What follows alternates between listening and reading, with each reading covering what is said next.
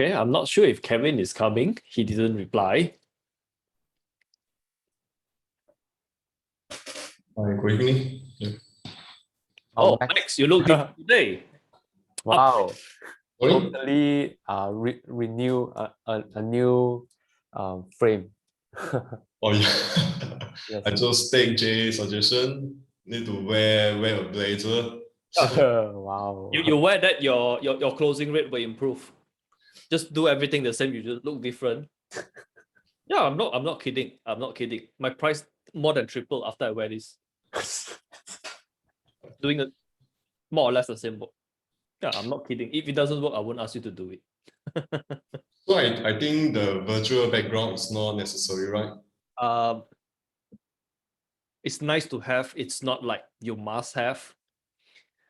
Because I still have a problem like very blurring at my backside. Yes, I'm not sure why. I'm guessing it's the lighting.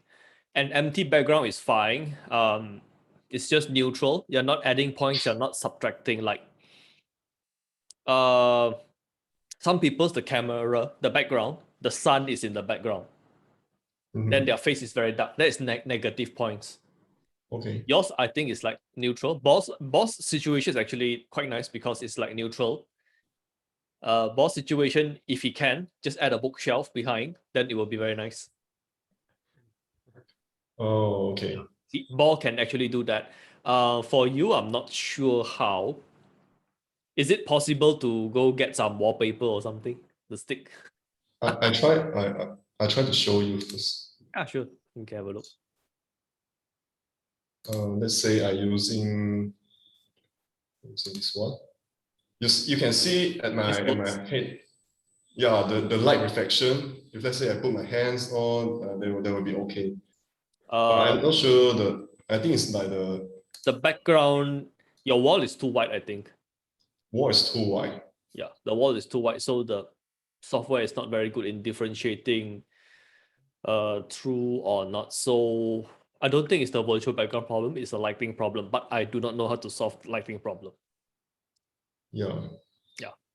So the color I can, but don't worry about it. Anything. Like, this is good enough, If once you close some deals, you want to upgrade your stuff, do some decoration, maybe, but it's not your biggest problem right now. Yeah. Unless it's like very serious, else usually I don't think I'll say anything. Like, before this is Kevin's microphone, that was like really like painful. So I asked him to go change it. Then previously your angle, and the appearance, like we just make it a habit. Like when we go on camera, we have a special look. That helps as long as it's not too casual. Like my client, you know what he on Zoom, what he wear? He wear his home t-shirt with holes, multi-millionaire. Okay. He scared people see him on Zoom, wear very nice. People come to his house and rob him. So we need to wear clothes with holes. What a logic. Yeah, I think first thing must go.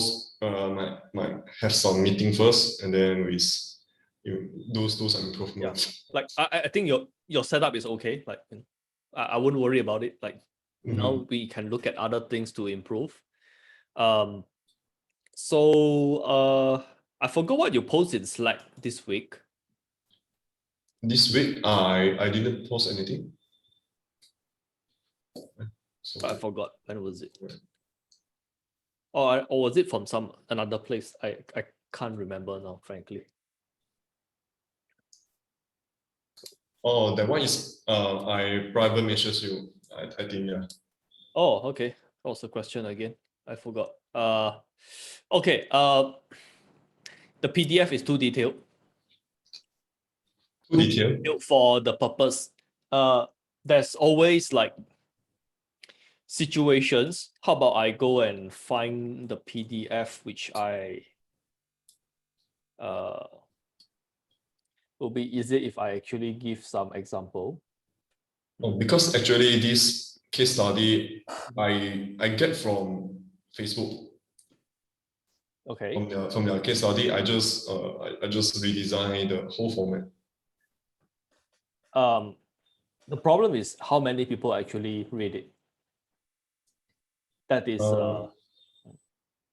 Yeah, I think that just a tools to approach. we want to okay, let me just adjust the camera a little. Okay, are you guys able to see a PDF here? Oh yeah, yes. So this is one of the person I co-emailed. She didn't reply me, but I just watch her videos because I like the content. That's all. Helps about the mindset and get rid of false negative beliefs, stuff like that. All right. So let's look at her prospect, and I'll just comment like the difference between hers and yours. For hers, this is like, okay, this is what we do. This is the other books. Okay, first, it's much easier to digest when I read. Like even though I just like scroll about, okay, got a few books. Okay, what is the percentage? So it's easy to read. I just read this. I'm not going to read the text. Okay, now this part I don't like, frankly. Okay, she's been on stage. Oh, so these are testimonies. Okay, yeah, if I'm going to buy her stuff, I'll read the testimonies, but I'm not. So, okay. And what are her products? Okay, she actually have 2 copies, but whatever the message here is, even for her, like she have a lot of stuff. She picked the things that concerns people, the target audience want to read, and she can actually do this. Like, hey, before you speak with us, just to understand what we really do, because so many people want to work with her. Then she say, hey, go through this. She can allow people to jump through a few other hooks. Now, before you know your core audience, you probably don't want to do this. At first, you want to like speak with as many people as possible. This is something like a yin and yang thing. So you have to balance this. I just share with you a bit. You can use this in a lot of things, but I just use the example where you can apply, which is in business. So initially, when you start out, you don't know what you want to specialize in. You generalize in everything. You generalize in every medium, every niche. But as you go to your, as you progress your career, you'll be more and more specialized, and then you will suddenly become very generalized again. I observe a few people who are very successful. They initially start out very general, then very specific, then very general, then very specific. But when they go back to the general, it's not like when they initially started. I just give one example, like Crystal. Initially, he's doing graphic design. He probably specialized in a few things. Then he go to very general. Then now he's going very specific, just to help people do brand strategy. So there's a like this. So Denlock also like but Denlock has been around for a longer time, so it's a bit hard to say. But initially he's like all about closing, all about business, all about closing.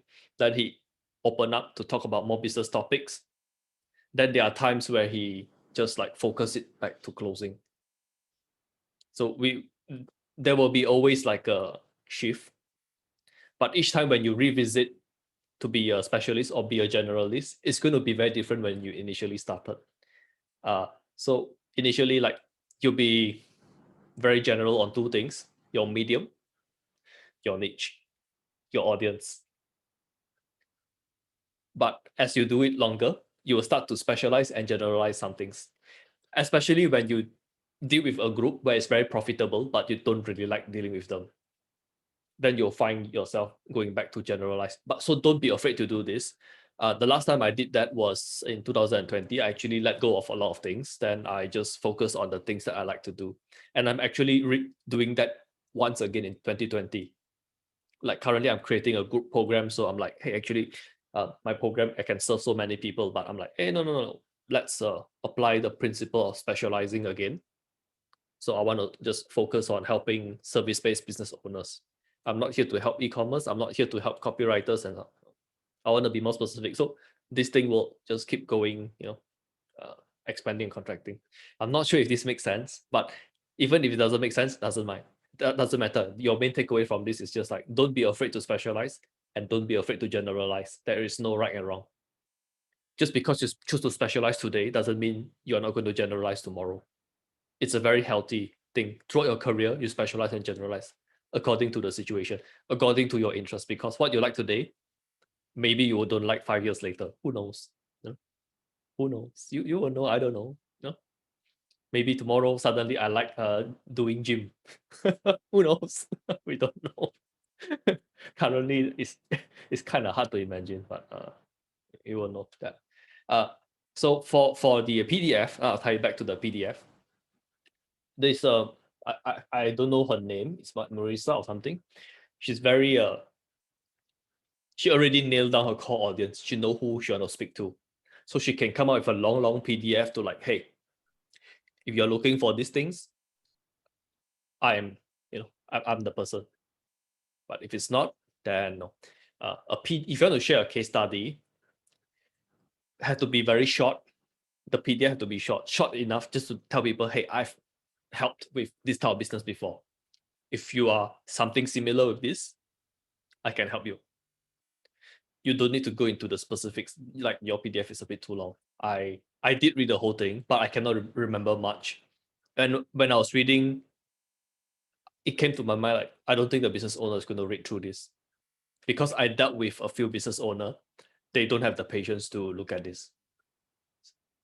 Sad, very sad. Maximum they give you first page. Then the first page, you need to convince them to why they should keep reading.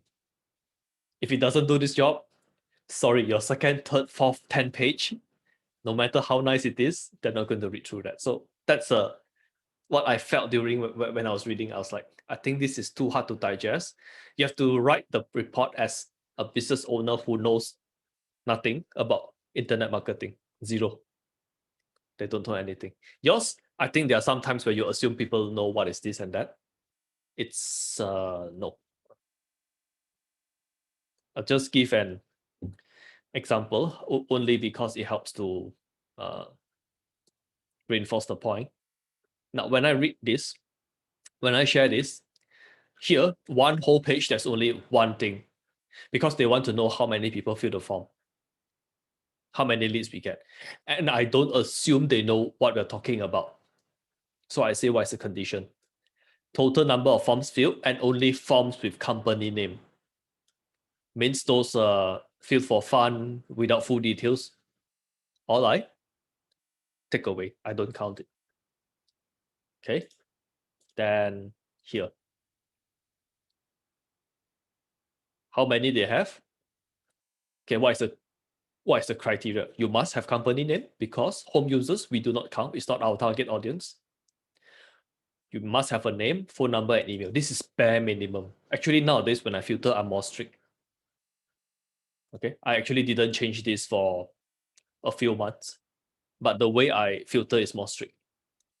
Okay. How much they spend? Like very, very simple. Which is why he tend to read the whole thing. He'll probably read until like here. Then he don't care about the bounce rate. He don't care about the pages per session. Like this, he don't care. He just want to know how much we spend.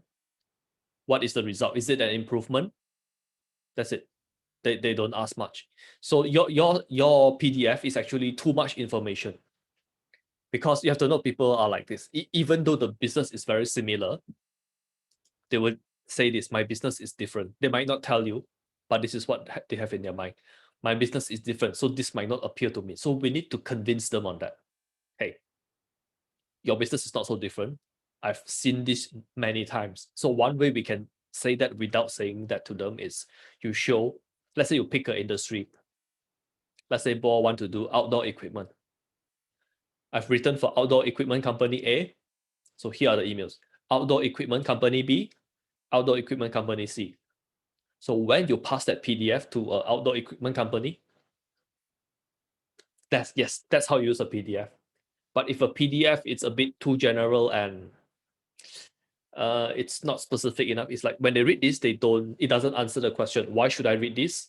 What's the benefit of me reading this? If they can't see that very quickly, they might not read the whole thing. Like maybe they read half page. No matter how nice the design. Because they humans are always like that, like what's the benefit I get? So I think you can just have a simple thing. It shows that you know how to present information. It shows you have some understanding in this. It doesn't have to be in this detail, right? And just make it easy to understand for people who have no idea, no knowledge about this. Unless you're talking to business who already run Facebook ads and they're spending good money on Facebook ads, then if you talk in this way, I think it's okay because you show the numbers and so it's depend on your target audience. It's okay to actually have 2 copies of PDF, simple and advanced. 1 page, don't need to have a lot. What? So if you talk with somebody who never run any ads, okay, this is the PDF. If somebody who already run ads, this. But it feels like you specialize in one thing because you just give them the PDF. We tend to like to buy from specialists. The specialists might or might not be better. But we tend to trust specialists a bit more. I don't know why it's human psychology. Yeah.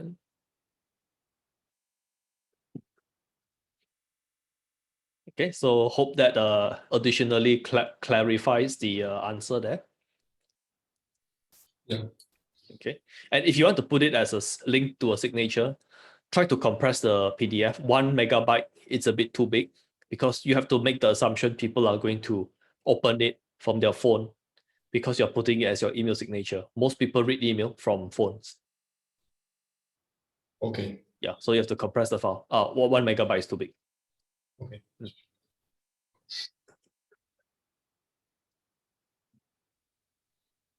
Bob, how's your week? I've stopped sending Upwork proposal just to focus on the first client. Oh, so, okay. Yeah. So last week, I mentioned that I've sent over 17 proposals for a few days. Can say that it's almost a week focusing on proposal. Then suddenly I get Each a reply. proposal, roughly how much time you spend? Some is short because like I sent similar proposals to to similar job posting before. So if that's the case, then the proposal don't take a long time. So if for another case is that maybe they want maybe it's an agency, okay, that's offering maybe let's say $2,000 USD on retainer. So maybe that's one job that I really want. So I can see that. Yeah, I spend more time crafting the proposal. Okay, but no results. Okay, that's not the point. I'm not sure if I'm the best person to ask about Upwork proposals because I've never done it. But if you see anybody who done that, you can ask them to look at their proposal and give you some feedback. Because I don't know how the game is split there. Yeah, because like it's more than proposal because people will also like view your profile. Oh yeah. After you send the proposal, did anybody reply to you? Like after 17 proposals, one replied, and then the next day another one replied. So yeah, 10%. I assume that is that low? Sorry, 10%. Round number 10%. Is that low? So in February, I said that I landed an Upwork client, right? That time, it took me like only 8 proposals like to land my first client. 12.5. Yeah, it's about 10%. Is this ratio low? I mean, I don't know what's the ratio. I'm also not sure. It just feels low to me.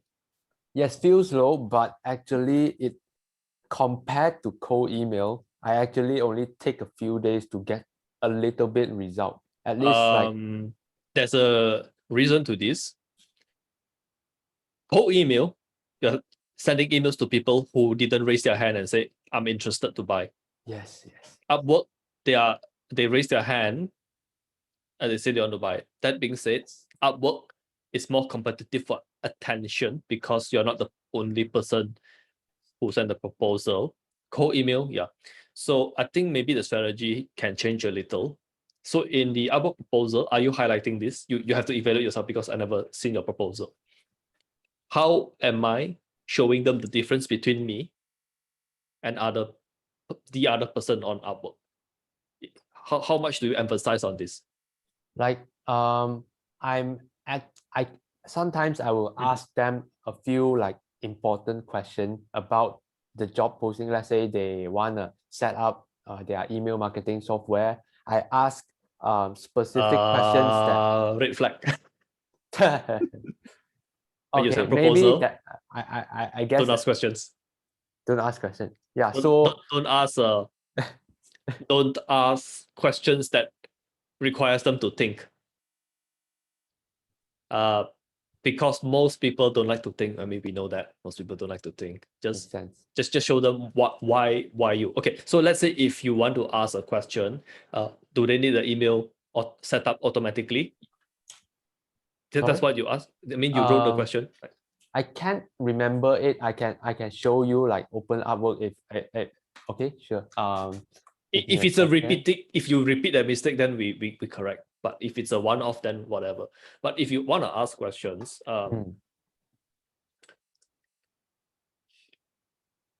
ask in a way when they answer, you know the answer, and it helps to close the deal. Okay, I'll give you an example. Let's say set up automatic email. You can say, not sure if you already have a automatic email set up, because I do offer that service as well as part of what I'm doing. And I realized by doing that, we increase conversion, not by 10, 20%, but 1-2 times. So wait a second. Sorry. Yeah, whatever. Let's just have a look. just let me know, is this like the normal thing which you send? Yeah, or is this a custom like for the agency? If it's an agency, then it will be a different story. sorry, it's a bit slow. Yeah, it's okay. So I mean the question, I did include that in like a few emails, a few proposals, and some of them I didn't include the question. I just like include relevant things that I do that will be beneficial for them. Okay, that's good.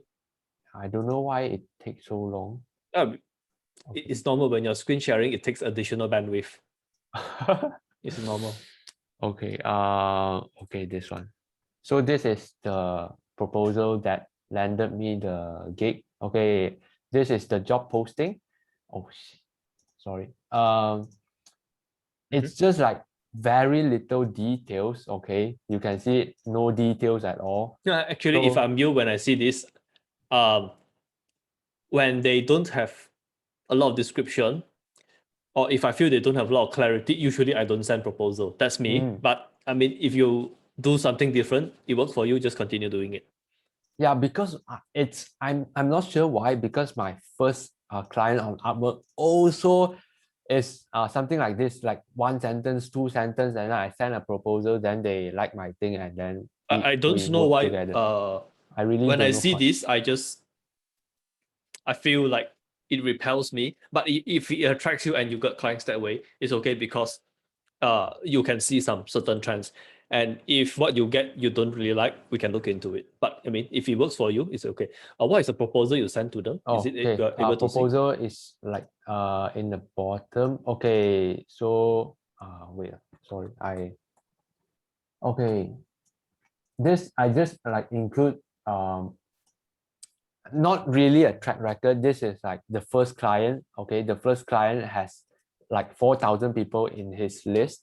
So I guess this resonate with the owner, like the job Okay. posting owner, Yep. because he also actually has around 4,000 people in the list. Okay. So I think this resonates with him. Mhm. And then like samples, okay, just to prove my English. And then, okay, yeah, I just tell him like what I can help him. So rewrite the email, set up campaigns, and answer unlimited questions. I mean, like, okay, maybe Answer unlimited questions. A better way of saying that it's solve all your problems related to email marketing. yeah, makes sense. Okay, solve all your problems. Yeah. Yeah, because like I just want to make it like People more don't really like irresist. people don't really want their questions answered, but everybody wants their problem solved. Oh So yeah, that is yeah. a little thing. You didn't highlight the benefit of saying yes to you. Oh yeah, I guess I didn't like make it explicit, but Yeah, this is like you have the to. feature. Yes, You have to make it explicit. Like Yes. you can say in the past where you help the business owner in real estate and education niche, real estate, before they hire you, what is the situation? After they hire you, what is the situation? Paint that image to them. Yes, but problem is I mean like the past client, I didn't ask the past client about the data, and I think the past client doesn't really know what's happening behind the scenes, because he actually asked me why the open rate dropped, but in fact the traffic isn't enough to prove the point. Like it's only like a few tens of people entering reading the email, so it's impossible to compare the results because it's not Okay, so statistical if they significant. don't have the result for you to share, it's okay. But you can give them an example. So, okay, this is something that everybody can apply for any situation. The best proof you have is your own proof. The work that you've done, the results that you have. This is the best proof, number one. Number two is borrowed proof.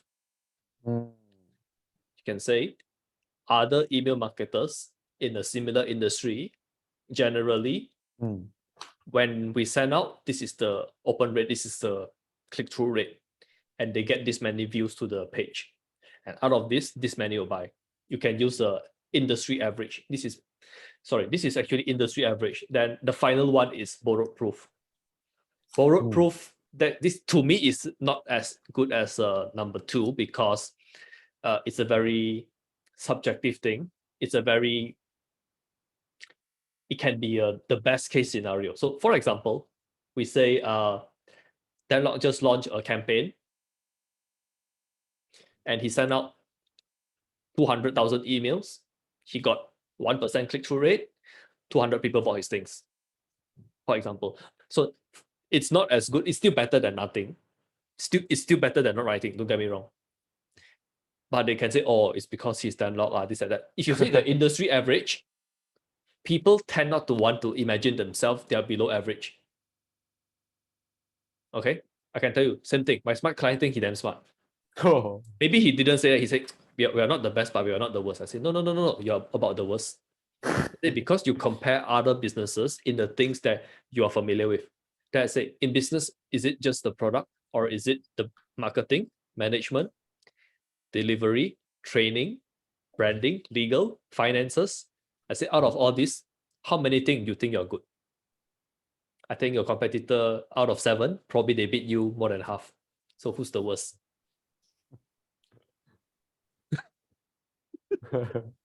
So most people, just to bring a point, is like most people will just think, okay, I'm average. They like to think they're average. Unless you're talking with top achievers, then they will think they're the top 20, 10%. But most of the time, I think if people buy on Upwork, they're the average. Just say industry average. It's going to be quite believable for them. So the best is your personal record. Number 2 is industry average. Just go find these numbers out. Then worst come to worst, you just take a quote unquote case study, but it's not your case study. Okay? But it's still better than we don't have, because people don't know what to expect. But if you show them, hey, in the past I did this, or the industry average is this, it's much more convincing. So the benefits of saying yes to you. So if Benefits. let's say you are saying in the proposal it's 5 emails, what is the proposal about? 5 emails, automation. Because like his requirement is vague, so I also don't know what he actually wants. So I just like want to get the reply and okay, yeah, no more. Cut abandonment emails. I don't know what is the average. Let's just say 5. Let's just say 5 emails. You just say, hey, the average cut abandonment campaigns or re-engagement campaigns, we have 5 emails. So 5 emails, usually what is the open rate and what is the result here? Let's give them an industry average. Makes sense. So when you're doing this, you're telling you a few things. Number one, you know your stuff. You do your homework. Most people don't do their homework. Most people don't know their stuff. So this differentiates you a lot from the other dude on Upwork. Okay, so you want to show them that you know your stuff. Number two, it shows confidence. Because either you're using your own proof, either you're using industry average. Either way, it shows the confidence without saying, hey, I'm confident this will work well. That's like the worst thing that we can say when you're writing the proposal. So yeah, just like show them. Now you have to think from a person buying from Upwork point of view. They will read a lot of proposals. So what will make one proposal stand out? For me, I'm not going to sell the thing so much. I'm going to sell like, why am I special for this situation? Most of the time, they will know what is the email going to do. So part of it, you want to say, what is the email going to do on average? Part of it, you want to say, why me? Like you see the sales page I written for my Max Pro. Half of the benefit I say is the benefit of renting a laptop. The other half is like, why us? For the zero maintenance, the IT insurance, half of it is like, why this is a good thing. The other half is why us. So both ways, like, yeah, I agree with the idea, but I'm not sure you're a good person. So the other part, why me? Why I'm special? Why only us we can deliver this better? Yeah, so proposal is just like a shortened sales letter, a much shorter one. I think your length is okay. Just maybe the execution.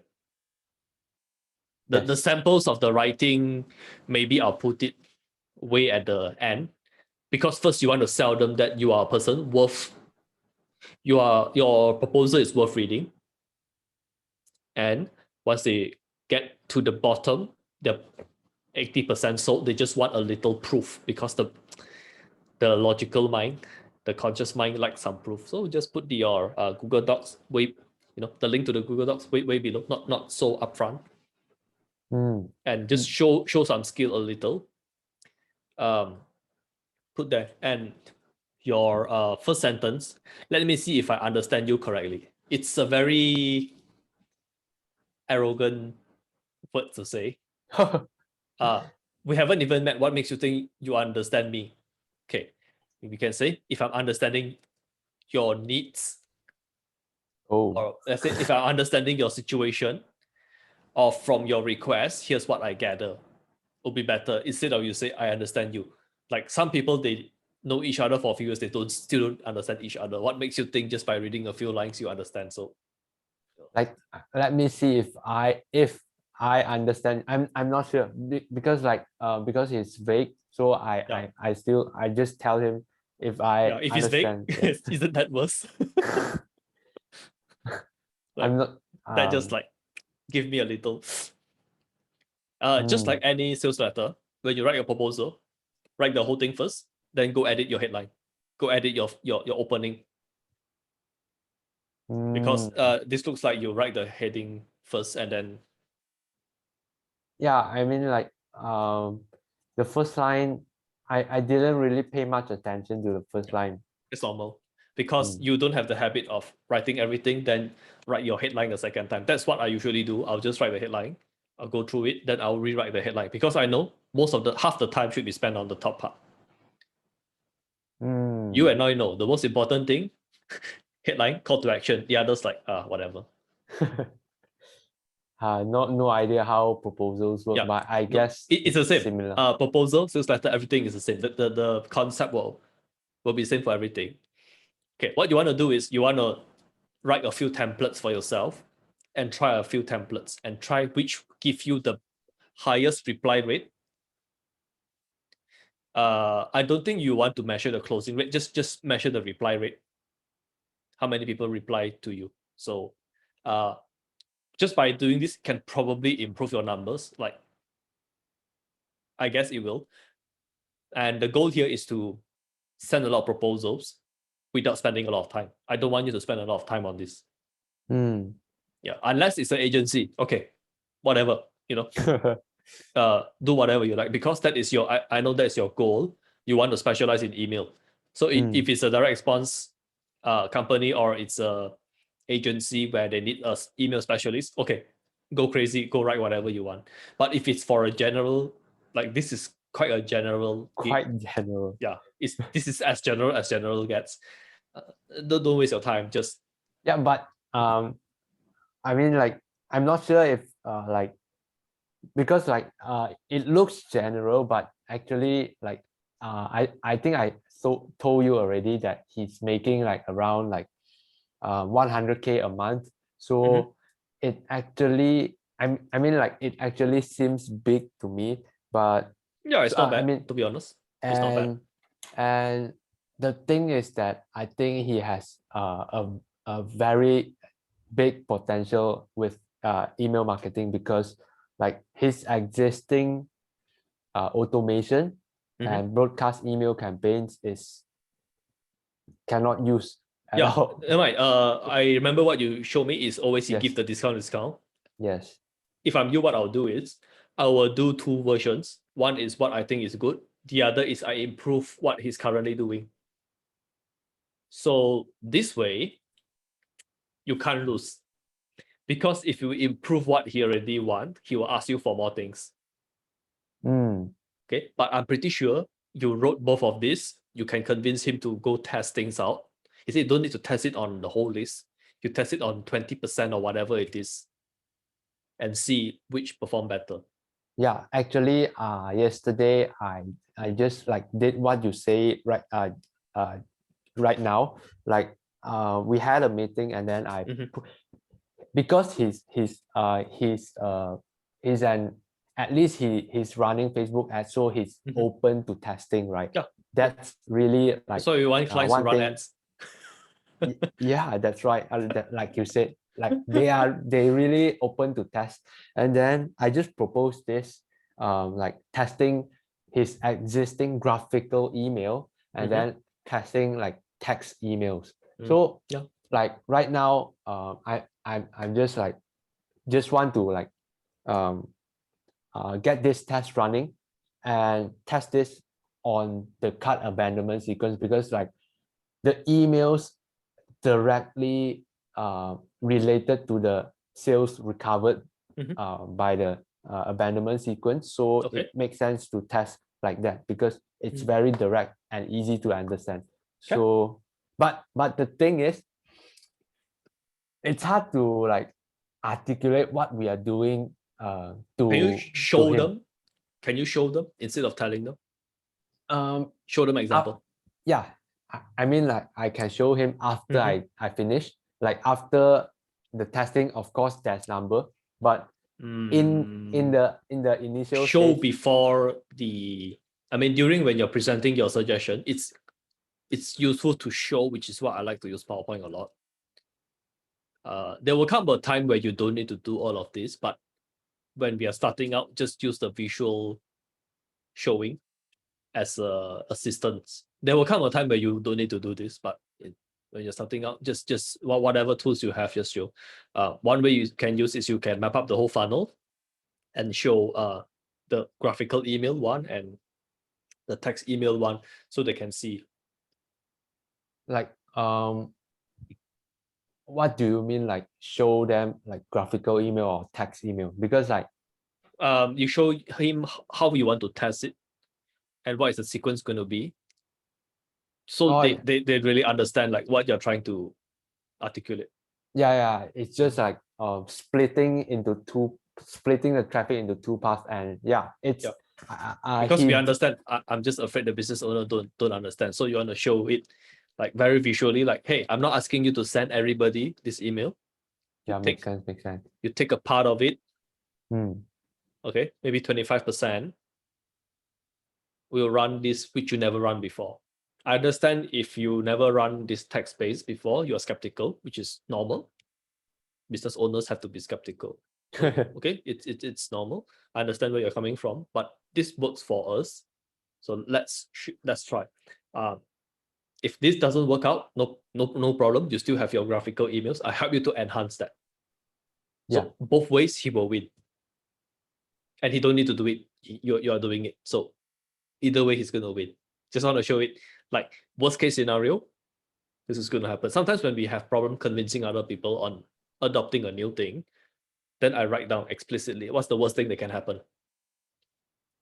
Like smart client refuse to sell new computer. I say, okay, what's the worst thing that can happen? I ask you to go order 5 units. 5 units of laptop, different laptop. How much is it going to cost you? Let's say you order 4,000 ringgit per unit. Maximum cost you 20,000. 20,000, is that really cost, or is that easily solvable? You reduce each unit the price by 200-300 ringgit. You put on Lazada, people are going to snap it up. Not much risk to you. So the risk, we're not talking about 20,000. We're talking about 300 times 5. 1,005. Like, yeah. So what is stopping you? We have been talking months about this. So you just like write up what is the worst thing that can happen. Help them to visualize the few. When you do that, what happens is, when you give voice to an objection, the power of the objection actually diminish a lot, goes down a lot. Okay, and when you say it for them, they can't say it. It's very good, this kind of thing. So this is not just for closing. It's like when you work with people, you can, if you find some resistance, you like try to understand, okay, where is it coming from? What are the things that you're concerned that can happen? Like, what's the worst case?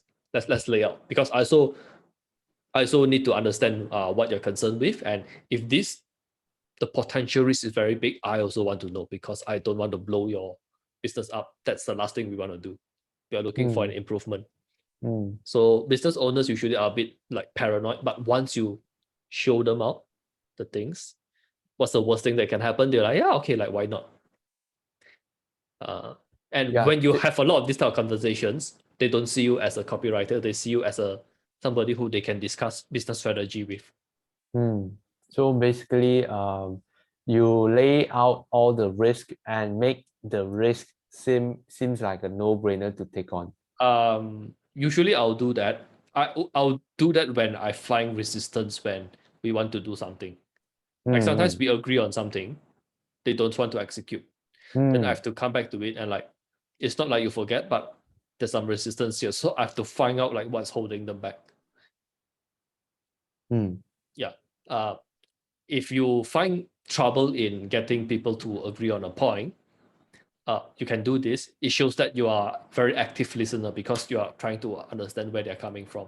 So this helps. It just helps with your whole working relationship.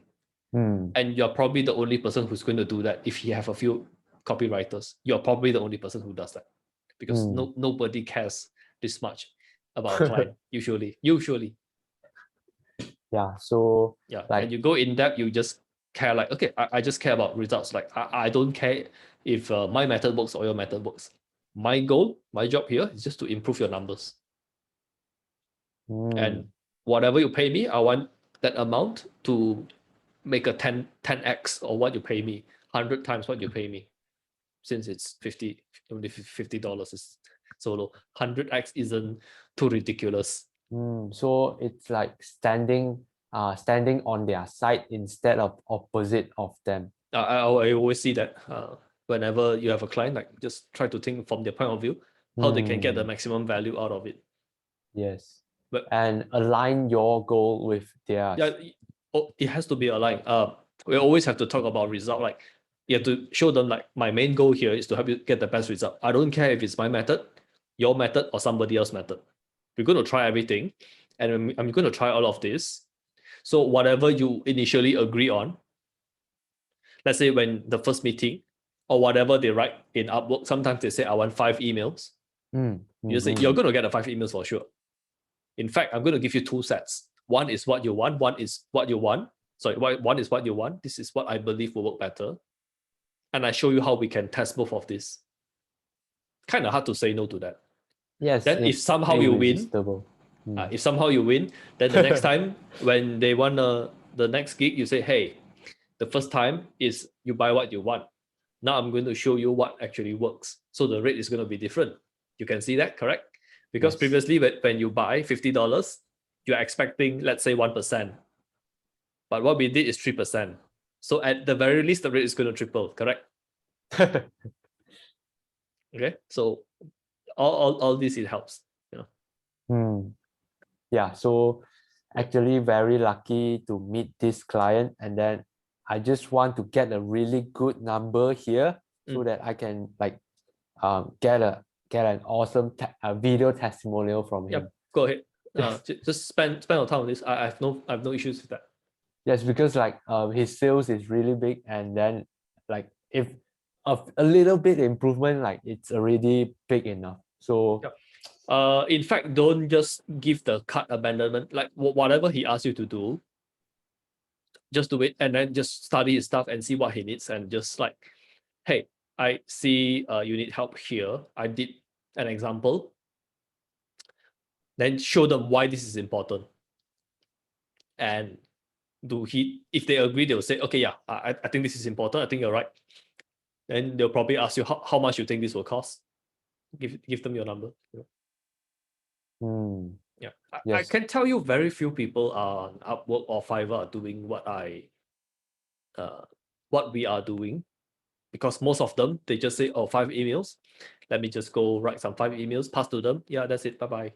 Yes. Most of them, they don't know how to build a relationship. Like Copy Academy and like all of this, HIC, they actually go into that to do the research and everything. So it's going to be very, very different. And you want to wait until he says that, actually, I hired a few people on Upwork. Or you can sneakily ask them the question, I wonder how many people on Upwork did you hire? They're like, actually, I hired a few. Or let's say he hired anybody offline, not from Upwork. Just ask this question. How many people, I'm curious to know, like, how many people you hired on Upwork. You give you a number, or you tell you, because every business owner will have problem with dealing with people. That much I can tell you. Everybody have business people problem. So you can just ask. Then they're like, oh, I tried like on Upwork 5 people, and you can just ask them, what was the experience like? I want to know it from like a business point of view or whatever. If they ask like, what you want to know, I say, just want to see like what is the experience like from the other side of the table. Most of the time they won't ask, but you can just ask. Then they will probably say something like, oh, very hard, because usually when I ask for this, they don't deliver, they don't do a good work. Why? Because if they're doing a good work, he won't be speaking with you. Okay, so 90% the answer is going to be he's not having a very good experience. Then you can ask like, when you're dealing with me, like, is the experience different, same with the others? Or he'll say, oh no, very quite different. Then you're like, oh, why is it different? Oh, because you actually go and study the stuff, you go and do extra. Like, oh, okay. Then you can just ask like, okay, so what should we do next? You'll probably think, actually I want to keep this person around. Then he probably will close you, give you some deals or something. Actually, what I did there was like HTC, but in a very soft way, very, very soft way. It doesn't even like it doesn't even sound salesy or pushy. Good salespeople are not salesy. Yes. That's really like just one asking. big realization. Almost everyone is like very negative impression to salesmen, but actually good salesmen. It's not even. The only reason why everybody don't like salespeople is because we remember all the shitty ones. Oh yeah. Yeah, because the good ones you don't know they're selling. Okay, how can I? Okay. Yeah, so I think you're on the right track. Just keep at it. if you want to spend the whole week on the work, I don't think I have too much objections. But after you deliver, then just evaluate and see like if this is something worth spending time on. If it's not, then continue sending the proposals. Actually, Yes. I will go so far to say you might want to just carve out 30 minutes of your time to keep sending proposals on Upwork.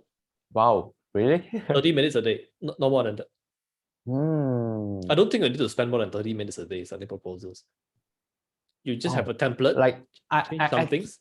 okay, actually, just now I mentioned that this client replied me, and then the next day another client replied me, and actually the second client, I provided as my sample, and he really liked my sample.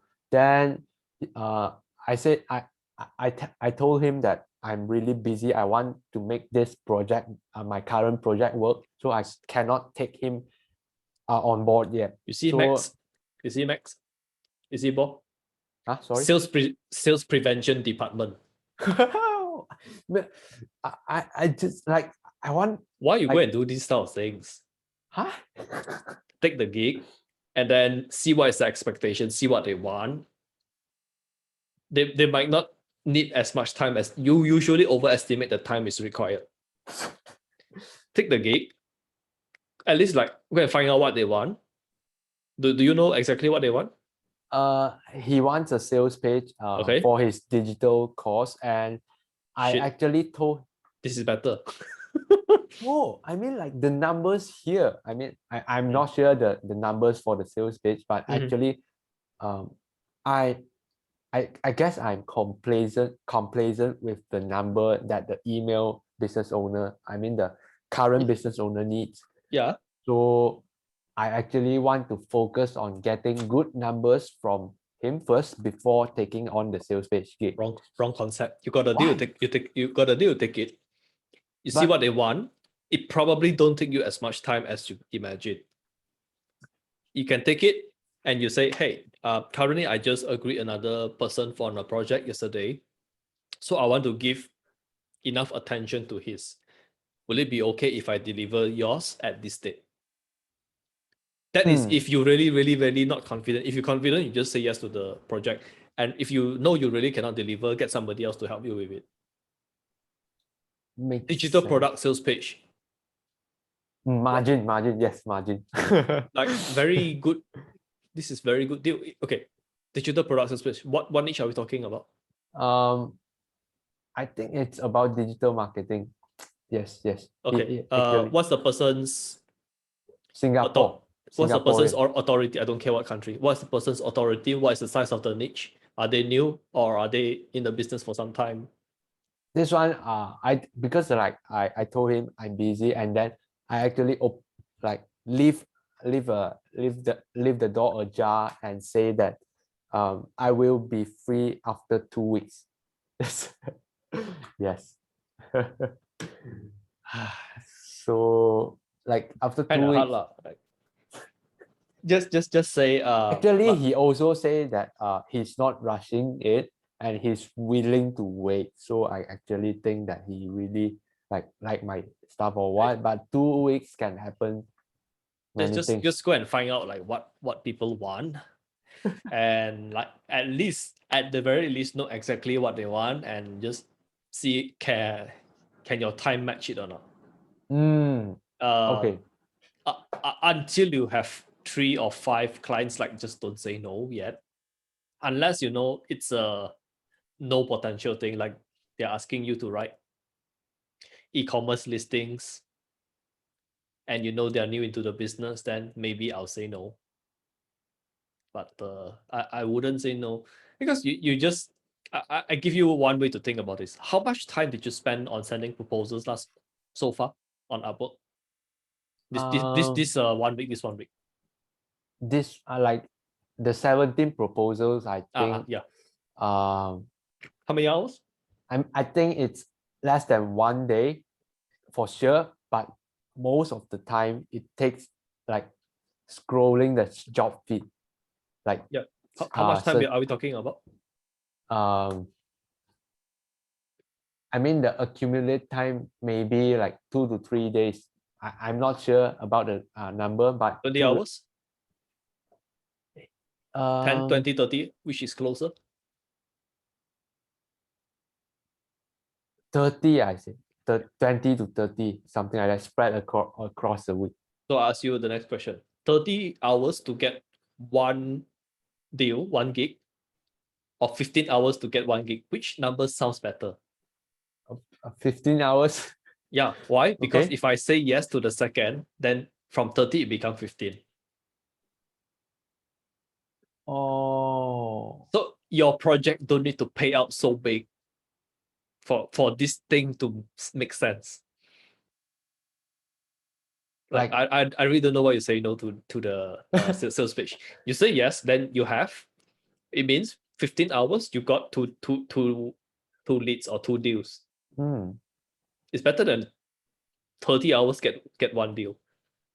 mm, You see, you just double your outcome just by saying yes. And if let's say if they say we need this sales pitch, you don't have any material, you realize it will take maybe 1 week to put together. Okay, then we can say currently I already engaged with this. It will probably take around 1 week of my time. Is it okay if I start working on your stuff next week? That's not too bad because you show them, like, for every week, every project you give a lot of attention. You're not just here to do the bare minimum and just submit and just get the money. oh, So makes sense. it's not too bad. But if you just straight away, like, say before you understand exactly what they want, you turn people away, I don't think I'll do that. So at least hear them out. What you mean is that accept the contract first and then tell him, I'm like, not sure how it works on Upwork. Is it possible like you discuss with them and know what they really want before you accept or reject? Yeah. Right now, before we actually work together, we can discuss first, or maybe jump on a Zoom call. Yeah. And then after that, if everything is okay, Mhm. then they or me will propose a contract, and Yeah. both of us need to agree to the contract, and then work starts. Okay. So at the very least, hop on a Zoom call. The more you do it, the more experience you get. The faster you move. Don't decline these opportunities. That's a bit wasteful. Okay. Yeah, makes sense. So like find out what they want first, and at least have a very clear idea, like how much time is it going to require you. oh, okay. So like one big thing to mention is that frame the conversation as finding out the time that requires me to deliver the work instead of the finding out how much time you can do mentally. You don't need to ask them. Just understand what they want, what's their goal, and, like, just learn about their business. And from the work they describe, you can probably estimate. Some follow-up email sequence. If you say 1 whole week you do that, that's terribly unproductive. That's ridiculous. So, which is why I totally don't understand why you say no to the other person. That shouldn't happen. You are overestimating how much time it takes. Because like You're doing this full-time. If you're doing it part-time, okay, whatever.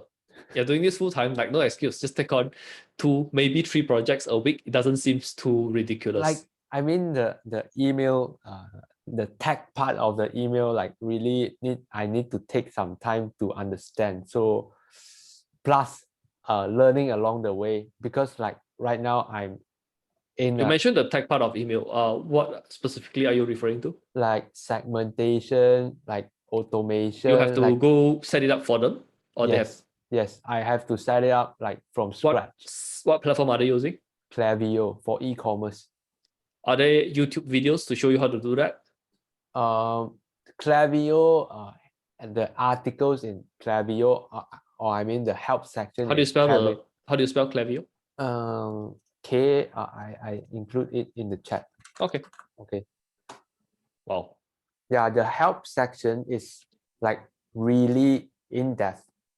You search what you can search almost everything you need. Yes. Okay. Here's one tip. You want to save time, watch videos. if there is a video on this, it shouldn't take you more than 1 day to set up everything. That's if you're slow. If you're fast, 1-2 hours.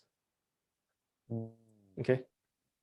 So this is one way to estimate tech problems, how fast it'll take you to solve. If people can record videos about it, it shouldn't take you very long, very fast. Yeah. So your estimation have to tweak. Your algorithm got problem. Oh my God. It's ridiculous. You say no to this because of you are just afraid of this. It's way off. It's not like off a bit. It's off too much. Oh my God. Okay, never mind. Just don't do this in the future. You have to know a lot of people on Fiverr, on Upwork, I believe is also going to be the same. They say yes to gigs every day. They say yes to gigs every day and probably a few gigs a day, which is why Adam Nasser used instant scripts. So he can get his work done fast. Okay, so just get used to taking three projects a week until you feel you cannot cope. Then you pause then you just stop accepting new. But before you hit that point, don't just reject things. It's stupid, to be honest. Like I don't want to make a mistake, like to bomb this gig, because like if you I'm take just this playing gig is too so safe. important, Yeah. if you take this gig as so important, what makes you think you can upsell your client?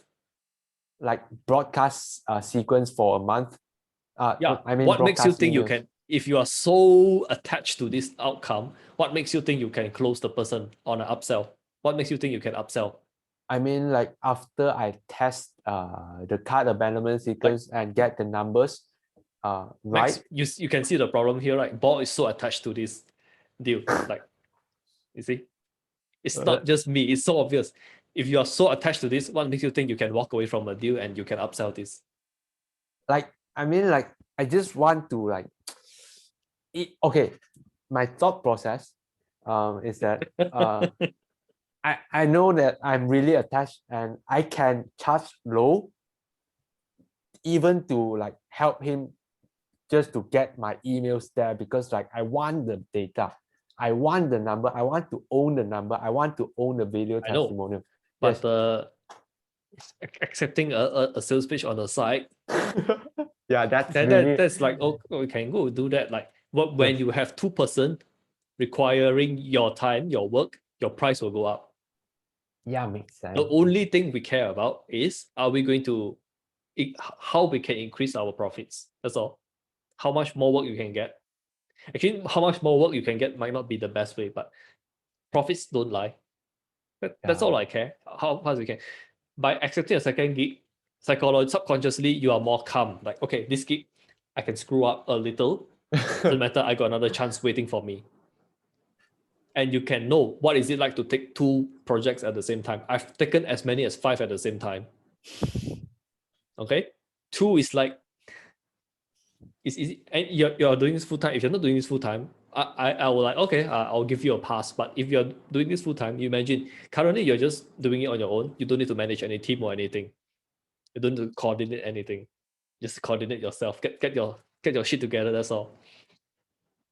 If you can't take 2 projects per week, and it's not like a major project, I'm not asking you to design a whole new website or some nonsense. The work you've done has been done before, and on YouTube there are tutorials. It shouldn't take you long, man. Come on. If it takes you more than 1 day to do it, for me, I go Fiverr, I pay somebody $5 to go and do the automation. That's me. Maybe I'll pay them 50, but maybe you pay them 5. Okay, so the main thing you're offering is the email. So the emails have to be nice. Automation shouldn't be your main focus. It shouldn't even be your concern. Unless you want to be a tech person, which I don't think you want to.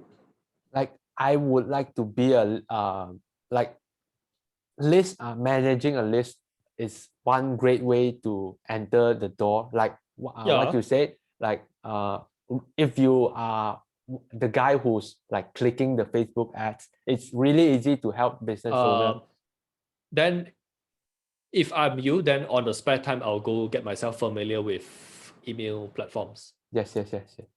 Don't wait until this happens, then you panic. Because I can tell you, once you master one, the second and third is 50-70% similar, maybe 90%. Some are 90%. Yes. Like MailChimp, ActiveCampaign, GetResponse, Aweber, I use all 4 of these. 70-90% similar. It's not 50%. It's 70-90%. More or less it's the same. Okay, Infusionsoft, I don't know. That one I cannot figure out last time, and I never bothered to look at it again, so I did not say.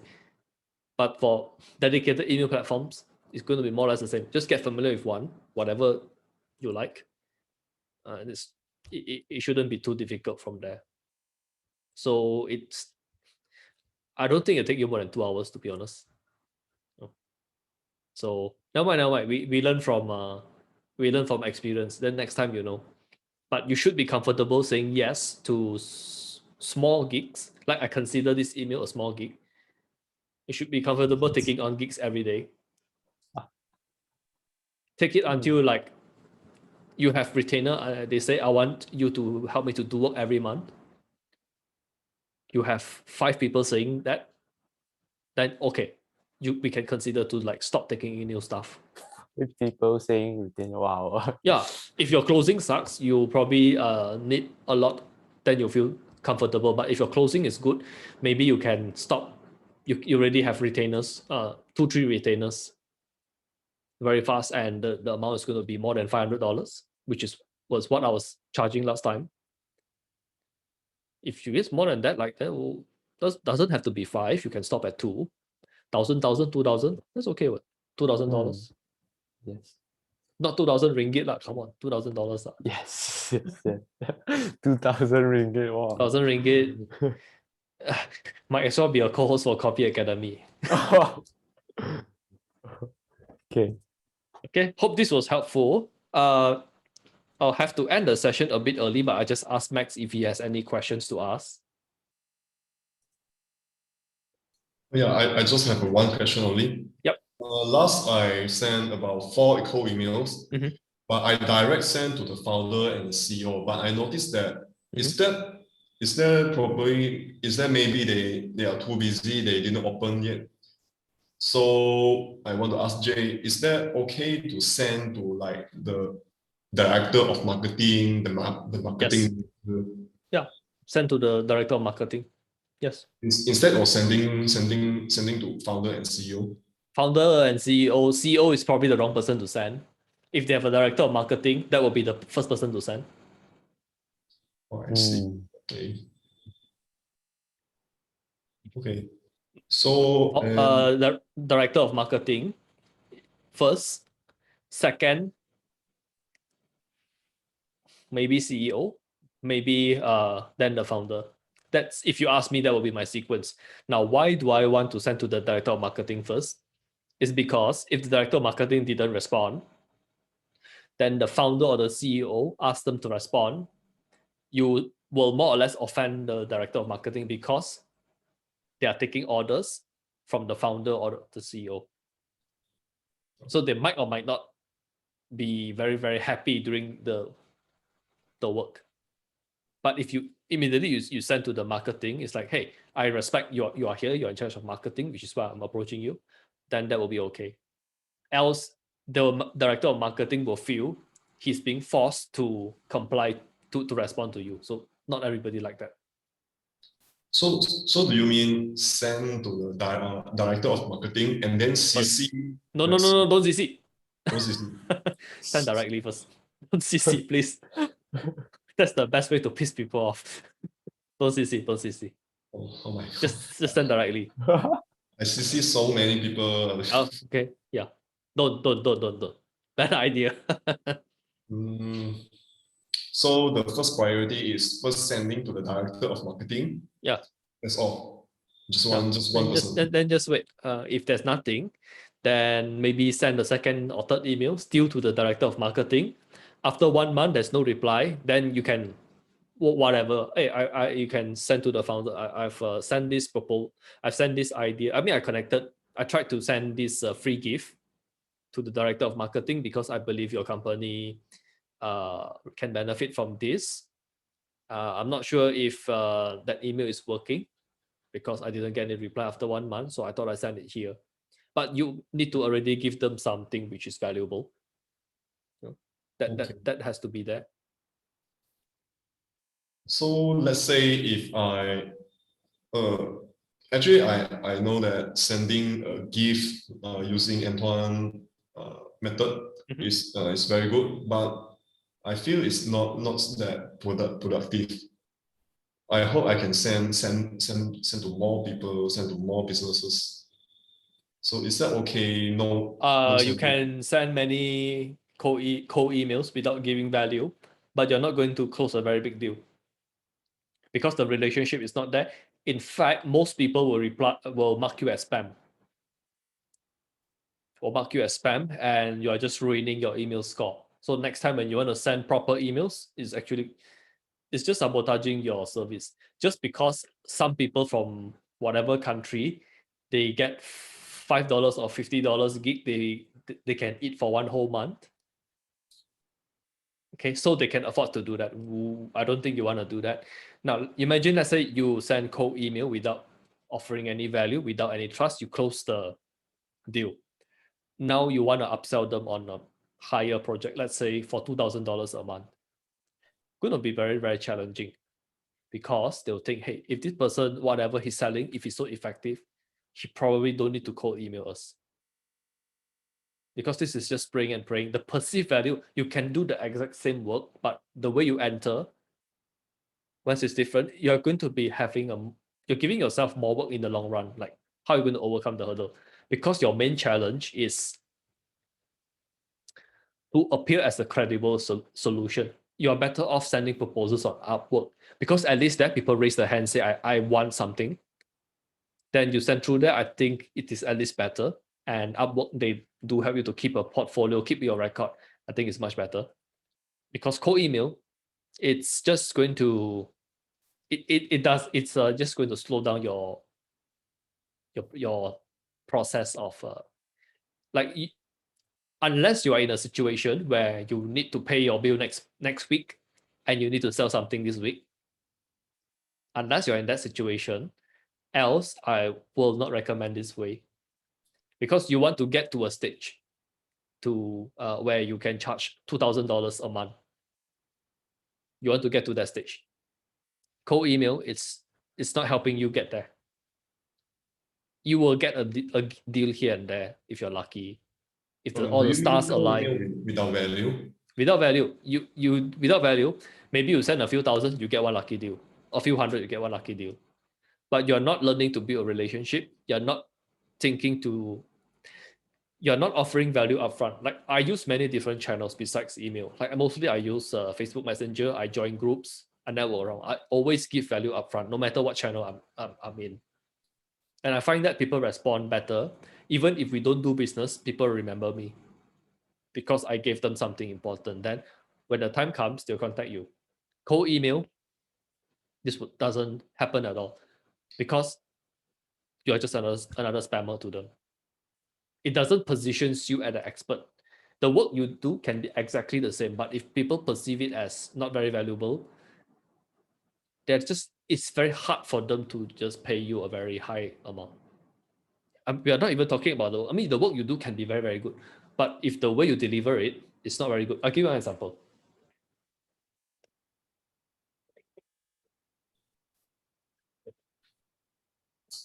I'll give you one example. I happen to have it here. Okay. Okay, this is you can see? Yeah. It's actually the PDF just now. What I do is I send for binding. You can see the binding. And I have the plastic cover, transparent cover. This is, I print myself black and white. Now, is the content the same? Is what she cover everything, the words she write, exactly the same, correct? Yeah. But why one is perceived as higher value? It looks better. Just because of the packaging, just because of that. Okay. If this, also we are biased. Bigger things, we are more biased. This is just a very small example. I give you another example. Yeah, because I used to interview people for my client. people send their resume. Some send just one letter, the other send in a book. The book we automatically try to read a bit more because we think heavier things are more valuable. Let's not talk about the way you approach people. Oh, that's a lot of things, but I just give you the most simple. Your goal here is you don't care if it's 1 client or 10 clients. You want to get $2,000, $4,000, or $5,000 a month. That's the goal. Okay, if it's 1 client, even better. Let's work to do. But if you're going from that way, I can tell you it's going to be very hard. That's all. Because I've only learned from people who deliver value upfront and close deals. I've never learned from anybody who do a lot of cold email without offering value and try to sell. Hey, I'm offering this service. You want to buy? Even in Facebook groups, those who post this type of messages, maybe they or their friends will go and like the post. But those who offer value, show some education. Hey, did you guys know this? Or let's say there's a new MCO. What is happening? Give them some updates. Those, they get more engagement. They get more goodwill. So you need to have the goodwill before you can cash out the goodwill. The cold email method works. And I'll give you an example which you can relate. Last time when people do business, they sell things. They think as long as my shop is near their place, is near, a lot of people pass by, I get sales. That is correct last time. Why? Because last time don't have Mydin, don't have Tesco. You open a shop, as long as you're near a Taman, you get sales, correct? There are people who will buy. Now, every day, okay, those days, not many people have cars. Motorbikes, some bicycles, or walk. Now the environment changed already, correct? Now everybody had, like, forget a car to go to a supermarket, they can order online. So what makes you attractive? What makes the sundry shop at the housing estate at the Taman very attractive last time? Today is no longer attractive because the marketplace is different. So there are some people who last time they mass cold email without offering value, it can work. Now it's not, because currently too many people offer what we are offering. Right email, Facebook ads, Google ads, the website, SEO. I get this in my Yahoo Mail every day. Every day people want to sell me. I saw your course on Udemy. Can you come and be our instructor? We are the biggest course collection. I get 2 emails today asking me to upload my course there, and we do profit sharing. I get 70%, they get 30%. I don't respond. Like the first time when somebody sent me that, I read the whole email. Because I'm like, they say they want to work, they want to partner with me. So, okay, let's have a look. Oh, so it's a Udemy competitor. The second time, I read the subject line. The third time, I received maybe 300-400 of this now by now. So what works last time is not going to work now, especially if we do not offer value. But if you offer value, maybe the channel won't work as well, but the strategy will still work. But I'll argue for email, the channel will still work because people are still using email. So always like try to offer value. It's kind of hard to go wrong. Just know the goal. The goal is to get $2,000, $4,000 a month. Okay, we don't want to do forced progress. It's just like the Chinese story. The fella go and pull the tree to make it look taller. No, we are not measure. The goal is not to measure your tree, how tall is it. The goal is for the tree to grow and give you fruit. So let's not do things that make us happy. I know it feels like you're doing a lot of work when you send a lot of emails. It feels like you're doing a lot of work, but actually you're sabotaging your own success. So don't let that mistake you. I know it's a habit you have. Last time you have been sending that, so it feels comfortable to do what you're familiar with. But what we are familiar with, most of the time, is the reason why we are stuck today. So we have to understand that and like okay, I've did this in the past. I didn't actually get the result I want. So if I do what I did in the past, I'll get more or less the same result. I'm not saying Antoine's way is the best, but it works. You can use the same strategy and approach on Facebook or whatever. Offer value upfront. If you are lazy to write the email, like I use Facebook Messenger and LinkedIn to message people and deliver the free gift, because they actually will read the email. They will actually see the free gift. Email sometimes they don't see. So I use that myself. Okay, but the strategy is the same thing. If you send the email, they don't respond, go to LinkedIn, find the person, send him on LinkedIn. See who they're connected with, go connect with their second layer. So when you connect with on LinkedIn, when you connect, you can see what layer, correct? Mhm. Just to make a point. Okay.